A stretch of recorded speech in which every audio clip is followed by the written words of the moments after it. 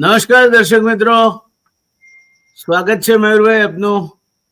મયુરભાઈ આપણા માટે આપણા પોતાના છે, એમનો પરિચય આપી અને એક જુદાઈની નાનકડી એમથી પણ ભેદરેખાઓ દોરવા માંગતો નથી.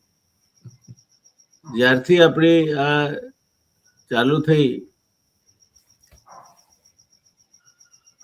ચેનલ, ત્યારથી એમના વિશાળ અનુભવનો લાભ અને સૂચનો મળતા રહ્યા છે અને એને પરિણામે આપણે આટલે સુધી પહોંચ્યા છીએ. મયુરભાઈને આજે વિનંતી કરી કે એક મુદ્દો જે આખા દેશને હચમચાવી નાખ્યો છે, આવડો મોટો દેશ અને એક જ મુદ્દો હચમચાવી જાય. આમ તો ઘણી બધી જગ્યાએ ઘણા બધા નાના મોટા ફેલ્યોર થતા હોય, એકાદું પ્લેન તૂટી પડે, એકાદું પ્લેન ડાયવર્ટ થાય, આવું બધું થાય. પણ આ તો દેશની મોટામાં મોટી એરલાઇન, 65% જેટલો જેનો બજાર ભાગ છે એ ઇન્ડિગો બજેટ એરલાઇન કહેવાય છે. એમ તો એણે એકાએક 2000 ફ્લાઇટો રદ કરી દીધી અને કારણ એવું આપ્યું કે ભારત સરકારે જે નવા નિયમો બહાર પાડ્યા છે, જેમાં પાયલટને વધારે ટાઈમ મળે જેથી એ આરામ કરી શકે અને પેસેન્જર સેફટી જોખવાય નહીં. પણ એ કરવા જતાં બીજી એક વખતે કાંકરી ખરવા માંડે ને, ઘરનો કાંગરો ખરે પછી ધીરે ધીરે ગઢ તૂટતો હોય એમ 1000 પ્લેન એમણે શોધી કાઢ્યું કે 1000 પ્લેનમાં ગ્લિચ છે, એને રિપેર કરવા પડે, એટલે એને સમા કરવા પડે. ત્રીજો મુદ્દો એમણે શોધી કાઢ્યો કે આવડી મોટી એરલાઇનની દુનિયામાં મોટામાં મોટી એઆઈ સિસ્ટમ, જે એના સામાનથી માંડીને ટિકિટો ના બુકિંગ સુધીનો જે હેન્ડલ કરે છે, એમાં પણ લોચો થયો. એટલે પેલું કહ્યું છે ને કે જ્યારે એકવાર નાનકડું પતન થાય ત્યાર પછી તો શતમુખ વિનિપાત જ નિર્મેલો. એમ આણે કઈ લગભગ 900 કરોડ રૂપિયા જેટલા પાછા ચૂકવવા પડ્યા, પેસેન્જરો અટવાઈ પડ્યા. ડિસેમ્બરનો મહિનો છે, લગનસરાનો મહિનો છે, એરપોર્ટ પર દયાજનક સ્થિતિમાં પેસેન્જરો મુકાઈ ગયા, સમયમાં પહોંચી નહીં શક્યા અને એરપોર્ટના ત્યાં નીચે બેસીને એ લોકોએ સમય પસાર કરવો પડ્યો. કોઈ એમના માટે વ્યવસ્થા નહીં કરવામાં આવી. આટલી બધી બેદરકારી પેસેન્જરો પ્રત્યે સેવવામાં આવે અને છતાં આપણા DGCA, director general of civil aviation, એ કશું કંઈ કહેવા જ તૈયાર ના હોય અને સમિતિ કરશે. ને આ સમિતિ એટલે કમિટીનો અર્થ જ એવો થાય, કમ મીટ એન્ડ ટી. એટલે એમાંથી શું બહાર આવશે એ તો ભગવાન જાણે. ત્યારે મયુરભાઈ, આખી ઘટનાને આપ કઈ રીતે જુઓ છો, ઇન્ડિગોનું જે આખું થયું તેને? નમસ્કાર વ્યાસ સાહેબ, આપને આપણા બધા દર્શકોને સાદર નમસ્કાર. સાહેબ, હું એને જે વર્તમાન સમયને એટલે રિસન્ટ પાસ્ટ થી લઈ અને રનિંગ પ્રેઝન્ટ સુધીની વાત કરીએ. રિસન્ટ પાસ્ટ એટલે આ સરકાર જ્યારથી સત્તામાં બેઠી ત્યારથી લઈને અત્યાર સુધીનો સમય. તો એ સરકારની કાર્યશૈલી અને કાર્ય પદ્ધતિ અને નીતિ અને નિયત, આ બધી વસ્તુઓનો સરવાળો આપણે જો મારતા જઈએ તો એમાં છેવટે બધા આવા જ પરિણામો આપણને જોવા મળે છે અને અલગ અલગ સેક્ટર્સમાં જોવા મળે છે. હા, આ કેવી રીતે આપણને પેલું એડ્રેનલ રશ જેવું ફીલ થયા છે. કારણ કે 6 દિવસ 8 દિવસમાં પેલા કે જે વખાણો થતા હતા બધા કે જો કે હવે તો હવાઈ ચપ્પલ પહેરેલા હવાઈ મુસાફરી કરે છે અને સાહેબે કીધું તું એ બોલી બતાવ્યું છે ને એને, અને પછી એમાં આ બધું ભૂલાઈ જાય કે ભાઈ કુંભના મેળામાં ટિકિટોના ભાવ ક્યાં જાય, કે તમારા જે એવિએશન ઓપરેટર્સ છે એ મન ફાવે પ્રકારના ભાવ લઈ રહ્યા છે છતાં તમે કંઈ કરી શકતા નથી. પણ એક સુડો પ્રાઇડની જે ફિલિંગ, હા, એ લઈને આપણે બધા અત્યાર સુધી ચાલતા હતા. અને ભક્તો પણ આમાં મોટાભાગના બધા ભક્તો ભરાયેલા છે, જે આપણે છે કોઈ હેરાન થાય એમાં આપણે ક્યારે રાજી ન હોઈએ. આપણે ઈચ્છીએ કોઈ હેરાન ન થાય, એટલે એમાં કોઈ કટાક્ષ નથી. આ પણ વાસ્તવિકતા છે કે એ બધા લોકો જે પોતાના ખભા અને માથા ઉપર આ કંઈ જ ન કામ કરતી સરકારને માથે બેસાડીને ચાલતા હતા, એ મોટાભાગના લોકો એમાં હેરાન થયા છે. અને ઘણા, અને પછી જયારે આક્રોશ ઠાલવવાનું મન થયું તો પાછા એરપોર્ટ ઉપર જ તે ઘણા ભક્તો એમને રોકવાનો પ્રયાસ કરતા પણ દેખાણા. પણ મારા મતે આ સરકારની નિયત અને નીતિના પરિણામ રૂપે જે વસ્તુઓ આપણે દેશમાં અત્યારે આપણે ભોગવી રહ્યા છીએ, ફેસ કરી રહ્યા છીએ, એનો જ ભાગ આ ઇન્ડિગો એરલાઇન્સ દ્વારા કરવામાં આવેલું વર્તન અને એના કારણે એની દ્વારા ઊભી થયેલી તકલીફોનો ભોગ બનેલા આપણા દેશના યાત્રીઓ, મુસાફરો, નાગરિકો છે. હવે કેવી રીતે છે તો સાહેબ, 2004-05 આપણે ચાલો પોલિટિકલ જ જઈએ આખી વાતને, કારણ કે લોકોને એમ જ સમજવામાં કંઈક સમજ પડતી હોય તો મજા આવતી હોય એવું લાગે છે. 2004માં જયારે યુપીએની સરકાર બની, આપણે એવી રીતે લઈને ચાલીએ. For example, there are various angles to look at it, પણ આપણે આવી રીતે પકડીને પણ ચાલીએ. ફોર એક્ઝામ્પલ, તો ત્યારે 2004માં એરલાઇન્સ કેટલી આપણી પાસે હતી? 10 એરલાઇન્સ હતી સાહેબ, 10 એરલાઇન્સ હતી. 20 વર્ષ પહેલાની વાત છે. 10 એરલાઇન્સ, અને એ વખતે હવાઈ મુસાફરી કરનારો વર્ગ એટલો નહોતો જેટલો અત્યારે છે. એની સરખામણીમાં હિમાંશુ, આપણા ભાઈ છે હિમાંશુભાઈ, એને આપણું હિન્દી પ્લેટફોર્મ છે એના ઉપર બધા આંકડાઓ આપેલા કે ભાઈ 4 કરોડની આસપાસ કંઈક મુસાફરો હતા અને એનું રેવન્યુ કેટલું ટર્નઓવર હતું આખી તમામ એરલાઇન્સનું, એ પણ કહેલું હતું. હવે કેવું છે કે હવાઈ મુસાફરી કરનારા લોકોની સંખ્યા લગભગ 10 ગણા ઉપર વધી ગઈ. એરલાઇન્સ ઘટી ગઈ. મુખ્ય ગણો તો 5 છે અત્યારે. એ 5માંથી 65% 60-65% શેર માર્કેટનો જે છે એ આ ઇન્ડિગો એરલાઇન્સ પાસે છે. એ ઇન્ડિગો એરલાઇન્સ, અચ્છા, કોઈ દલીલ કરે કે ઇન્ડિગો પાસે છે તો બીજી એરલાઇન્સ પણ એ શેર પોતાનો એમાંથી ભાગ પડાવી શકી હોત ને, કેમ નહીં? તો ભાઈ, ઓપરેશન્સ ક્યાં 103 એરપોર્ટ કહેવામાં આવે છે દેશમાં અત્યારે, ડોમેસ્ટિક એવું કહેવાય છે. તો 103 એરપોર્ટ્સમાંથી ઓપરેશનલ ફેસિલિટીઝ ઊભી કરવી, મેળવવી, એના માટેના સંસાધનો ભેગા કરવા, ઉભા કરવા, અને પોતાના બોર્ડમાં પ્રધાનમંત્રીનો એક નજીકનો માણસ દરેક એરલાઇન્સ રાખી શકતી નથી. અમિતાભ કાંત જે છે એ ઇન્ડિગોના ડાયરેક્ટર, બોર્ડ ઓફ ડિરેક્ટર્સમાં છે. એ બીજી બધી એરલાઇન્સના ડિરેક્ટર્સમાં નથી. તો ભાઈ, અને બીજું જોયું છે આપણે કે જે રીતે વિજય માલ્યાનો કેસ થયો, ઇવન જેટ એરલાઇન્સનો પણ જે કેસ આપણી સામે છે. Jet use to be the most top line airline service and operation of the country. જેટમાં મતલબ જેટ ફ્લાયર હોવું અને જેટના ફ્રીક્વન્ટ ફ્લાયર હોવું એટલે આ દેશમાં એક સૌથી ઉચ્ચ કક્ષાનું સ્ટેટસ સિમ્બોલ ગણાતું હતું. જેટનું એ લેવલ હતું. Jet is gone. હવે જ્યાં સરકારને કડક થવું હોય છે, સખત થવું હોય છે, ત્યાં થાય જ છે. જેટના ગોયલ સાહેબે તે એ જે કડકાઈ છે અને શક્તિ જે છે એનો એ ભોગ બનેલા છે. વિજય માલ્યા હજુ સુધી આપણે જોઈ રહ્યા છીએ કે છે. એટલે તમે જો ગવર્મેન્ટ લાઇન સાથે એલાઇન થઈને ચાલતા હો તો ગવર્મેન્ટ તમને મોટી કરવા તૈયાર છે, તમને મોટા કરવા તૈયાર છે. પણ તમે એવડા મોટા થઈ જાઓ કે તમે ગવર્મેન્ટના જ આમ ટ્વિસ્ટ કરો, હાથ મરડો, એવું આપણને પહેલી વાર આ કિસ્સામાં જોવા મળ્યું. તો મને લાગે છે કે એની પાછળનું કારણ એ છે કે મેં કીધું એમ કે અમિતાભ કાંત જેવા લોકો જો બોર્ડ ઓફ ડિરેક્ટર્સમાં હોય અને તમારા તરફથી પેલા ઇલેક્ટ્રોલ બોન્ડ્સમાં મોટી રકમ જે છે એ ડોનેશન તરીકે જતી હોય તો તમને કદાચ એવું મન થાય ખરું કે ઠીક છે, ડીજીસીએ નિયમો બનાવે, બધું કરે, પણ અમારે નથી માનવા. બરોબર છે, નથી માનવા. તો ખાલી 65 રેગ્યુલેશન પ્રમાણે જોઈએ એના કરતા 65 કે 64 પાયલટ જ ઓછા છે એની પાસે, ઇન્ડિગો પાસે.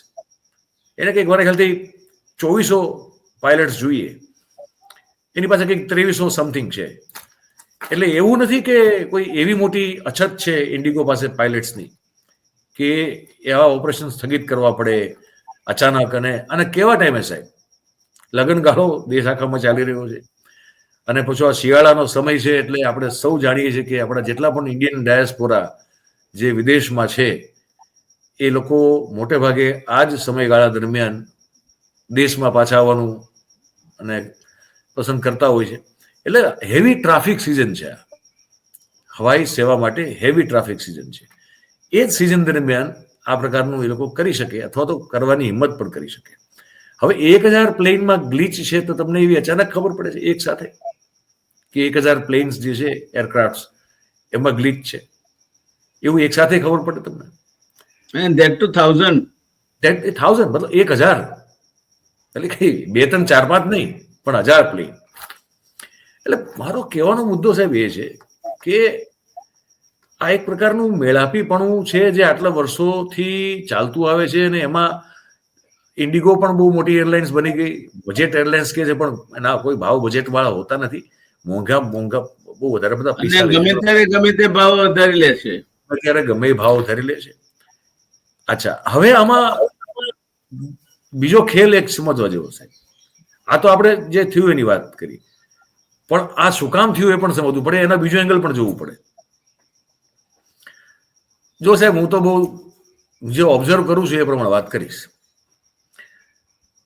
ગૌતમભાઈની કંપની છે, ગૌતમભાઈ અદાણીની, જે ગૌતમભાઈ અદાણીનું આખું જે એન્ટરપ્રાઇઝ છે ઓવરઓલ જેટલી પણ કંપનીઓ છે એ જુઓ તો ક્યાં છે તો કે એ ઇન્ફ્રાસ્ટ્રક્ચરમાં છે, પોર્ટ્સમાં છે, એરપોર્ટ્સનું ઓપરેશન મેન્ટેનન્સ પણ એ લોકો કરી રહ્યા છે, ટેકનિકલ અસિસ્ટન્સ પણ આપી રહ્યા છે. એમણે 600 ને કંઈક 8 કે 80 કરોડ રૂપિયામાં પાયલટ્સને ટ્રેનિંગ આપતી સ્કૂલ જે છે એ પણ ખરીદી લીધી છે. ગૌતમભાઈ પાસે હવે એક એરલાઇન્સ હોવી જરૂરી છે. ગૌતમભાઈ પાસે એરલાઇન્સ આવી જાય તો પોર્ટ્સ પણ છે અને હવે એરપોર્ટ્સ પણ છે અને એરલાઇન્સ પણ છે. બાકી મેન્ટેનન્સ, રિપેર અને ઓપરેશન્સમાં તો એ લોકો પહેલેથી આવી ગયેલા છે, બરોબર છે. તો આ એરલાઇન્સ જે છે એ જો આ પ્રકારે ધજાગરા એના ઉડે, જે ઉડ્યા પણ ખરા, અને માર્કેટમાં છેલ્લે મેં જાણ્યું ત્યારે કંઈક 7% આ લોકોના શેરની કિંમતમાં 7%નો ઘટાડો હતો. હવે 8%નો ઘટાડો થઈ ગયો. તો ઓબ્વિયસલી એક ડેન્ટ લાગ્યો છે. તો કોઈ સેવિયર પણ જોઈએ, તો કોઈ એમ કે પણ ખરું આવીને કે ચિંતા ન કરો, હવે અમે બેઠા છીએ, લાવો આપણે આટલા % ઇક્વિટી જે છે આ ભાવમાં તમારી પાસે લઈ લઈએ. તો કોને ખબર કે કદાચ ગૌતમભાઈ માટે એક સીધો અને સરળ રસ્તો થઈ જાય એવિએશન્સમાં આવવાનો. આ રીતે પણ તમારે જોવું પડે ને. જોવાના તો બધા એંગલો છે, બધા એંગલ ચેક કરવા પડે. તો આ પણ એક શક્યતા છે કે આ એક ડિઝાઇન્ડ કેઓસ છે, હોઈ શકે, અને સમજી વિચારીને ડિઝાઇન કરવામાં આવ્યો હોય. મેં કીધું કારણ કે સરકારના માણસો બેઠા છે એના ડિરેક્ટર્સ બોર્ડ ઓફ ડિરેક્ટર્સમાં. તો ઓબ્વિયસલી હવે આ અકસ્માતે અથવા અચાનક થયેલી ઘટના તો હું જોતો નથી. મારું મન તો ના પાડે છે, કારણ કે તમે આ બધા જ્યારે પોઈન્ટ્સને એકઠા કરી અને ડોટ જોડો છો તો આપણને ખબર પડે છે કે આવું કંઈ અચાનક રાતોરાત ન થાય, હે ને. અને જે ડીજીસીએની ગાઈડલાઇન્સ હતી સાહેબ, એ કોઈ એવું તો નથી કે આજને આજ આપવામાં આવેલી હતી. એ તો કયા જૂન મહિનામાં આપવામાં આવેલી છે ને, જૂનમાં હતી કે એપ્રિલમાં હતી મારા ખ્યાલથી. એટલે લગભગ 6 મહિના જેવો ટાઈમ તો એને થવા આવ્યો. તો એવું તો છે નહીં કે ભાઈ તમારે જે પાયલટ્સના કામના કલાકોથી માંડી, કેબિન ક્રૂથી માંડીને બધું, તો એ તો બધા નિયમો અને એ આંતરરાષ્ટ્રીય ધારાધોરણ મુજબના નિયમો છે. એમાં એવું કંઈક છે નહીં કે આપણે ત્યાં નવીનું કંઈક એવો ફતવો જાહેર કર્યો ને બીજે એવું કંઈ છે નહીં. ઇન્ટરનેશનલ સ્ટાન્ડર્ડ પ્રમાણે જે નિયમો છે એ નિયમોને એડહેર કરવાની, એનું પાલન કરવા માટેની એ હતી. હવે પહેલા તો પાયલટ્સના બધાના યુનિયનો પણ હતા. હવે તો કોઈ યુનિયન તો આ દેશમાં કોઈના ક્યાંય છે નહીં. એટલે રજૂઆતો પાયલટ તરફથી ગંભીર રીતે કરવામાં આવતી હતી. આપણે એવા અનેક કિસ્સાઓ જોયા કે જેમાં પાયલટને ના પાડી દીધી, ભાઈ હું મારી ડ્યુટી ક્યારની પતી ગઈ છે, હું ઓવરટાઈમ કરી રહ્યો છું ને હવે મારી આ પ્લેન ઉડાડવાની તાકાત નથી, તમે, અને લોકો રજળી પડ્યા હોય. એવા કિસ્સાઓ અનેક આપણા ધ્યાનમાં આવવાના શરૂ થયેલા. તો એ નીતિ નિયમો જે બનાવવામાં આવેલા છે કે, અને બીજું કે સાહેબ કે નાનીમાં એવું થોડું છે કે લોકો વિચાર કરે પ્લેન જ ઉડાડવું છે ને, ઉડતા ઉડતા કરે, એવું નથી હોતું ભાઈ. ઉડતા 35,000 ફૂટ ઉપર તમે 30,000 ફૂટ ઉપર તમે એક ગ્રેવિટી, જે લેન્ડ ગ્રેવિટી છે એનાથી તમે 30,000 ફૂટ ઉપર એક પ્રકારે જુઓ તો એક સીલ્ડ બંધ ગ્રેવિટાઇઝડ એક ઉડતા વિમાનમાં તમે મુસાફરી કરો છો. એનું જે ફટીગ, એનો જે થાક છે એ મેન્ટલ અને ફિઝિકલ બંને હોય છે.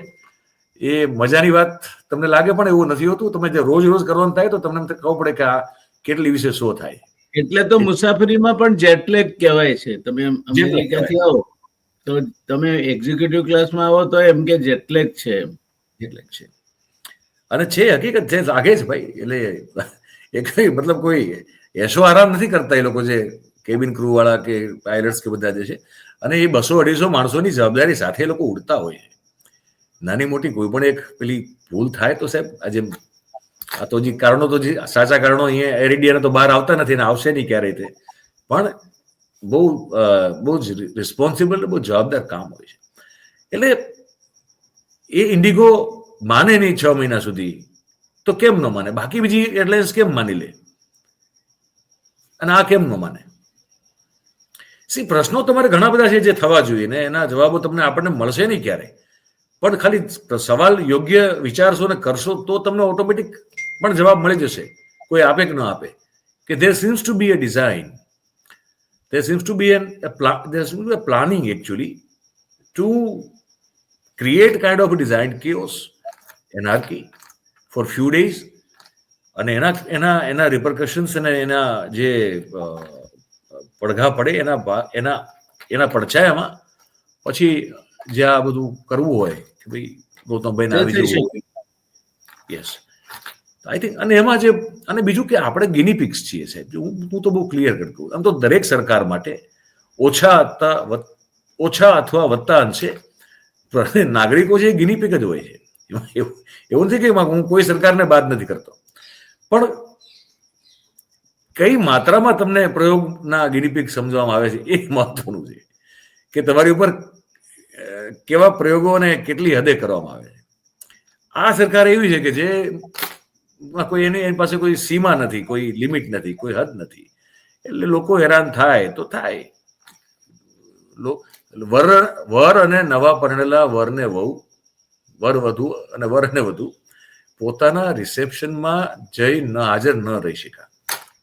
હા, કોઈના માંદગી હતી એની પત્નીની, હા, તો એ પહોંચી નહીં શક્યા. ન પહોંચી શક્યા. એક ભાઈનું ફેમિલી બેંગ્લોર હતું, બેંગ્લોર પહોંચી ગયું પણ સામાન ન પહોંચ્યો. એ ભાઈ પાછા ત્યાં રહી ગયા અને સામાનમાં ઘરની ચાવી ને બધા કાગળિયા અને પાસપોર્ટ ને બધું એ સામાનમાં છે. સામાન પહોંચ્યો જ નથી. તો ઓલા ઘરે તો પહોંચી ગયા પણ ઘર ખોલવું કેવી રીતે? 3 દિવસ પેલો ભાઈ ભરાઈને પડ્યો. અસંખ્ય કિસ્સાઓ છે, અસંખ્ય એટલે there are 1000 સ્ટોરીઝ, હજારો કિસ્સાઓ છે. પણ એનાથી પહેલા 4 દિવસ તો તમે સમજો સરકાર તરફથી કોઈ નિવેદન પણ નથી. ના, 5મા દિવસે એમને નક્કી કર્યું કે એમ આ રાંચી જવાનો ભાવ છે એ લંડન થી વધી ગયો છે. અરે એવું થઈ ગયું છે, ઉભા રહ્યો, હવે અમે ભાવ ફિક્સ કરીએ છીએ. એટલે 500 કિલોમીટરની ફ્લાઇટ હોય તો આટલા, તો કે 8,000 રૂપિયા સુધી, પછી તો કે આટલા, પછી તો કે આટલા. હવે મને યાદ છે કે હમણાં છેલ્લે જયારે મેં ફ્લાય કરેલું હતું ત્યારે જો તમે 10-15 દિવસ અગાઉ ફ્લાઇટની ટિકિટ બુક જો કરી લો તો અહીંથી દિલ્હી 4,000 જતું રહેતું સાહેબ. હું ગયેલો છું હમણાં છેલ્લે.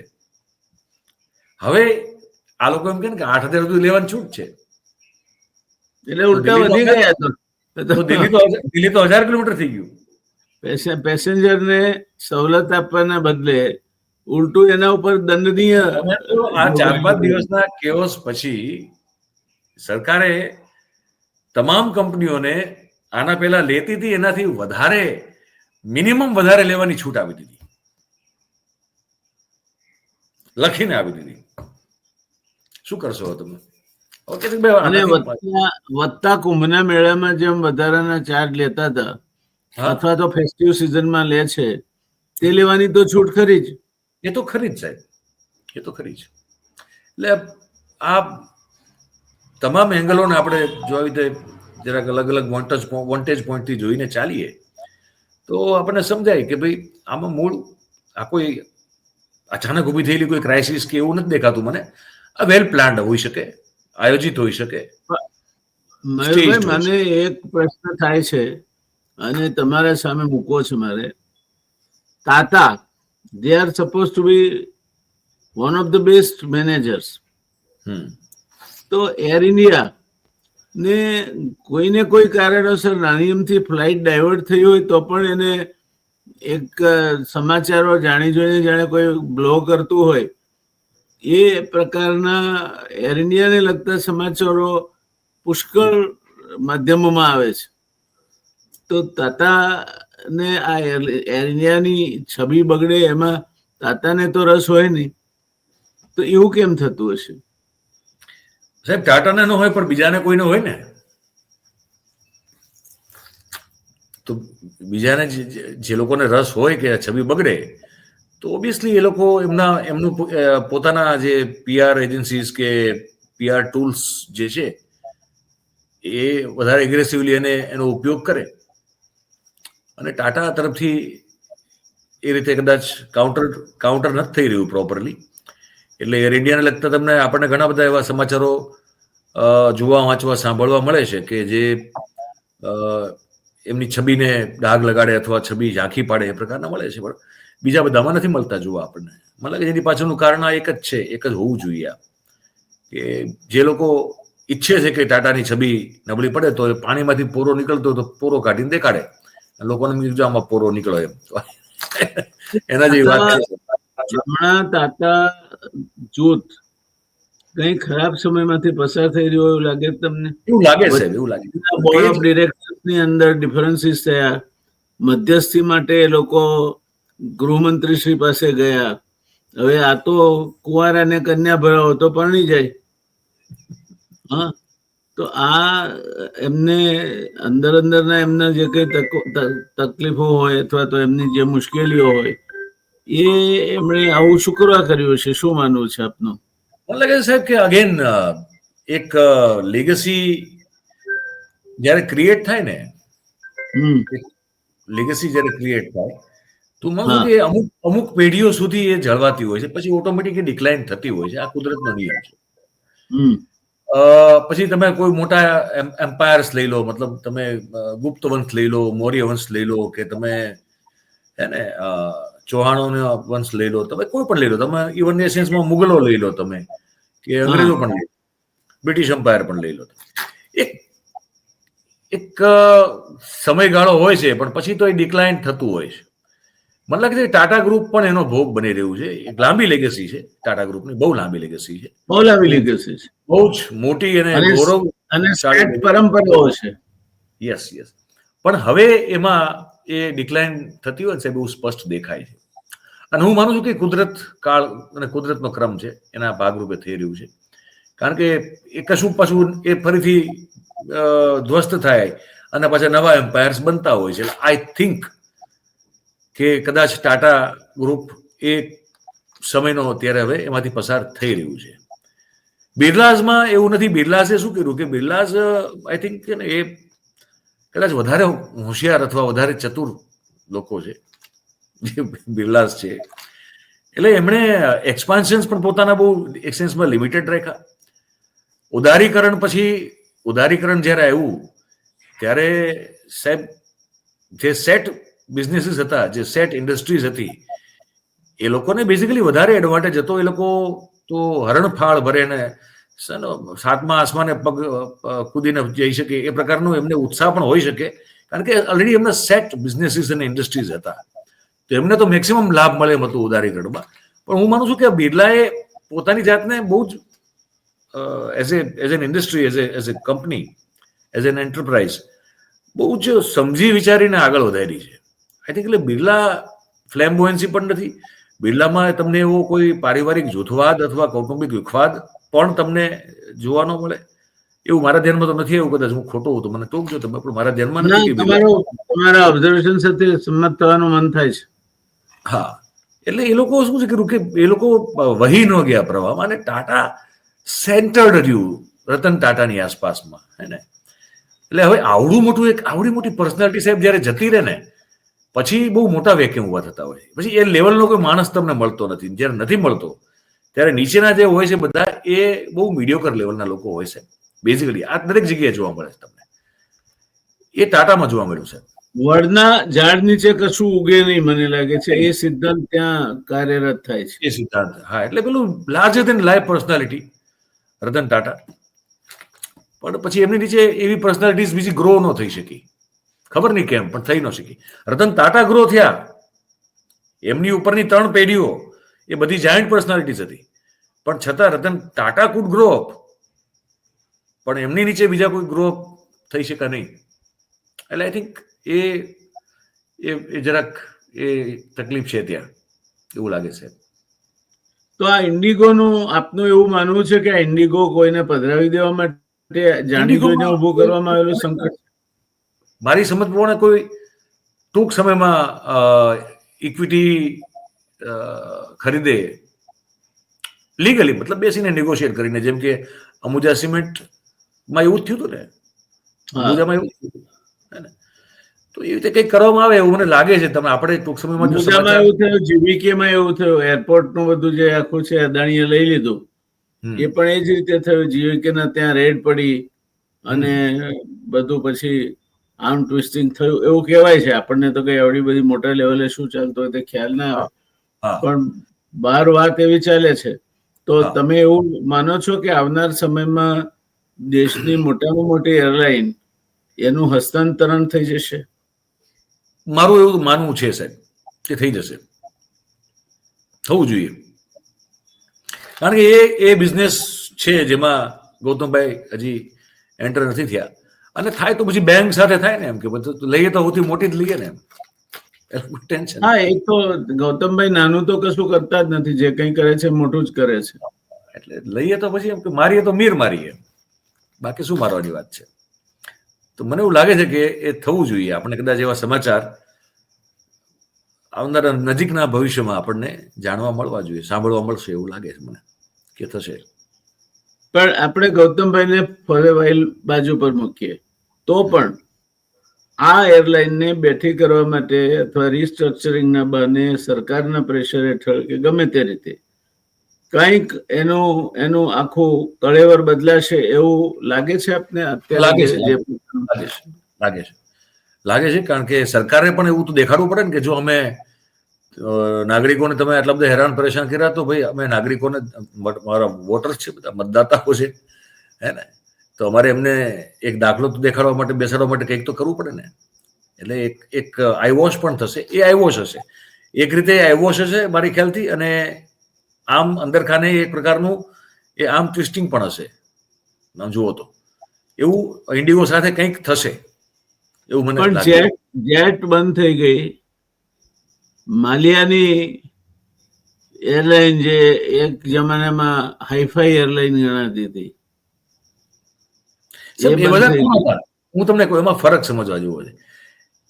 ગોયલ સાહેબ હોય જેટ વાળા કે માલિયા સાહેબ કિંગફિશર, આ લોકો પ્રી મોદી એરા ગવર્મેન્ટમાં પ્રોસ્પર થયેલા લોકો હતા. પ્રી મોદી એરામાં ઓલરેડી એસ્ટાબ્લિશ થઈ ચૂકેલા એન્ટરપ્રિન્યોર્સ હતા. એમને સમજ જ નથી કે એ જે તે સરકારોમાં એમને ઇન્ડસ્ટ્રીઝ કે વ્યવસાય શરૂ કર્યો તો એમને એ અનુભવ નહોતો કે સરકાર ધારે તો ક્યાં હદ સુધી જઈને અમારા શટર પાડી શકે એમ છે. એ જે વેન્ડેટા અથવા તો જે વેન્જફુલનેસ છે, એ લોકોને એનો અનુભવ નહોતો ને કલ્પના પણ નહોતી. કારણ કે પ્રી મોદી એરા સેટલ થયેલા, એસ્ટાબ્લિશ થયેલા બધા હતા. હવે એમને ક્યારેક મોરબીના સિરેમિક વાળાને પૂછવું હોત સરકાર બન્યા પછી 2014માં કે તમને કહું કે રાજપાટ વાળાને પૂછી લીધું હોત, હે ને, તો એમને કદાચ થોડો ઘણો આઈડિયા આવત. હીરાના વેપારીઓને અને પેલા ટેક્સટાઇલ વાળાને પૂછ્યું હોત કે ભાઈ આ સરકાર કેમ ન કરીએ તો શું થાય. આજે નરેન્દ્રભાઈ અને શાહ સાહેબની સરકાર છે, એ જે કહે છે એમ ન કરીએ તો શું થાય, એવી જો જાણકારી માંગી હોત તો આ લોકો કદાચ થોડી ઘણી માહિતી આપત એ લોકોને, કે એમાં પાટીએ બેસી જાય એમ. તો એ વેમમાં રહ્યા કે ભાઈ બધું બરોબર છે, પણ કઈ બધું કેમ આપણે ન કરીએ અથવા એલાઇનમેન્ટમાં આપણે સાવ ન આવીએ તો એવું થોડું છે કે આપણને પાટિયા પાડી દેશે આપણા. તો એ લોકો તો વિચારે કે એમાં તો ભાઈ દેશને નુકસાન, આમાં નુકસાન, ફલા નુકસાન, લોન બોન, આ તે બધું એ લોકો ઓળખતા નહોતા, એટલે ભૂલ કરી ગયા. ઇન્ડિગો પોસ્ટ મોદી એરા મોટી થયેલી કંપની છે. એના જે બોર્ડમાં બેઠેલા લોકો છે એને ખબર છે કે આ લોકો કેવી રીતે કામ કરે છે, અને આ સરકારની સાથે આપણે અસ્તિત્વ ટકાવી રાખવું તો કેવી રીતે કામ કરવું પડે. એટલે માલિયા અને ગોયલનો મામલો અલગ છે, આ લોકોનો મામલો અલગ છે. એટલે આ લોકો તો થોડો ઘણો હાથ આમ ટ્વિસ્ટ થશે એટલે કહેશે ભાઈ સાહેબ તમે કોઈ એમ કરીએ. અને કોને ખબર, મેં કીધું એમ કે આ આખી પરિસ્થિતિ પણ કોઈ એક એવી સૂચનાના આધારે જ ઊભી કરવામાં આવી ન હોય એની શું ખાતરી. પણ બીજા એક દાખલા તરફ મારું ધ્યાન જાય છે કે ગુજરાતનું કમર્શિયલ કેપિટલ સુરત છે. સુરત પાસે જે પૈસો છે તે બીજે ક્યાંય નથી. અને સુરતમાં દુનિયાની મોટામાં મોટી ઓફિસ એટલે ડાયમંડ બુર્સ બની છે, જે ખાલી પડી છે.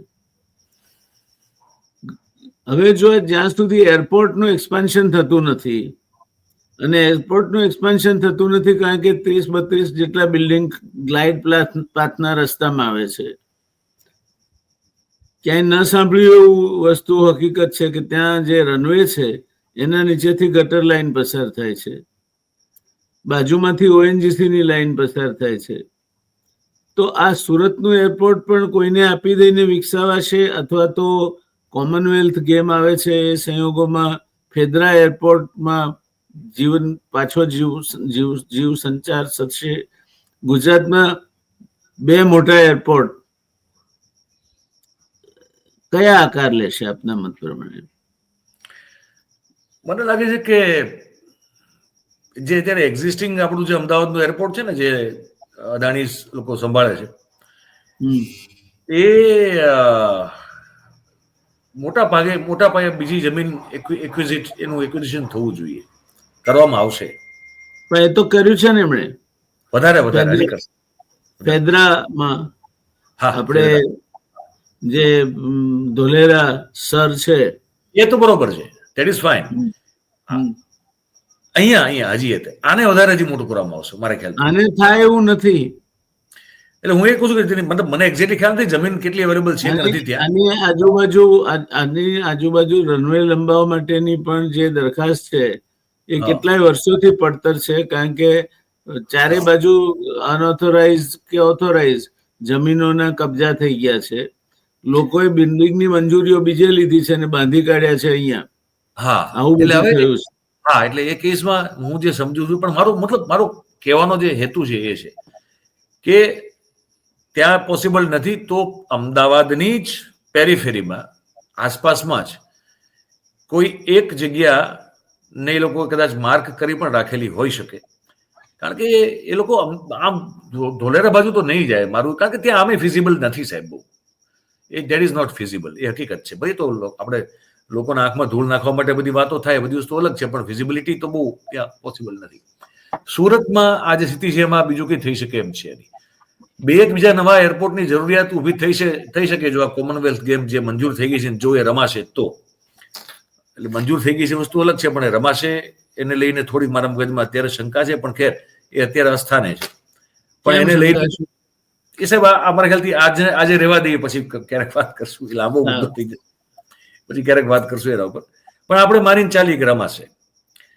તો એ રમાશે એની જે પૂર્વ તૈયારીના ભાગરૂપે રિયલ એસ્ટેટમાં એક પાછું ફરીથી એક નકલી બૂમ આવશે, ઊભું કરવામાં આવશે.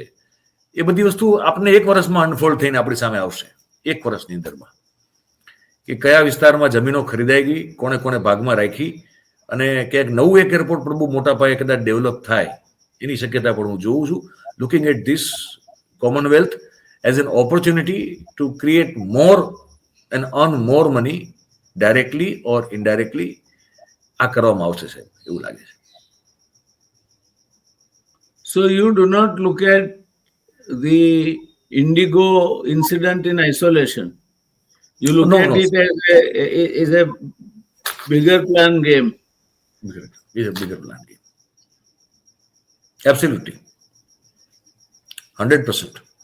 And you also don't feel it will die down. It will have its own fallout effects, and it might create a situation કે જેમાં એના હસ્તાંતરિત થવાથી માંડીને મેનેજમેન્ટ બદલાવા સુધીના શક્યતાઓ ઊભી થઈ શકે છે. બિલકુલ બિલકુલ હું આખી ઘટનાને એ રીતે જોઉં છે સ્પષ્ટપણે. એક જ ધડાકે દેશની 65% ક્ષમતા એક જ હાથમાં ચાલી જાય એવું તો આ એક જ રસ્તો છે. એક જ રસ્તો છે. there seems to be some merit in what you say. You are becoming a devil's advocate, પણ મને લાગે છે કે આ શક્ય છે. કારણ કે ઉડીને આંખે વળગેવું એ એક જ એંગલ છે સાહેબ. આ સિવાય બીજું કઈ એમાં ઉમેરવા માંગતા હો તો? નહીં, આઈ થિંક ઇનફ છે. તો આપણે આજ પૂરતું આને અત્યારે આટલે થંભાવીએ. જી. ટૂંક સમયમાં એવું લાગે છે દર્શક મિત્રો કે આ જે પેલો પોદળો પડે તો ધૂળ લઈને ઉપડે, એમ આ ઇન્ડિગોનો પોદળો પડ્યો છે તે ધૂળ લીધા વગર નહીં ઉપડે.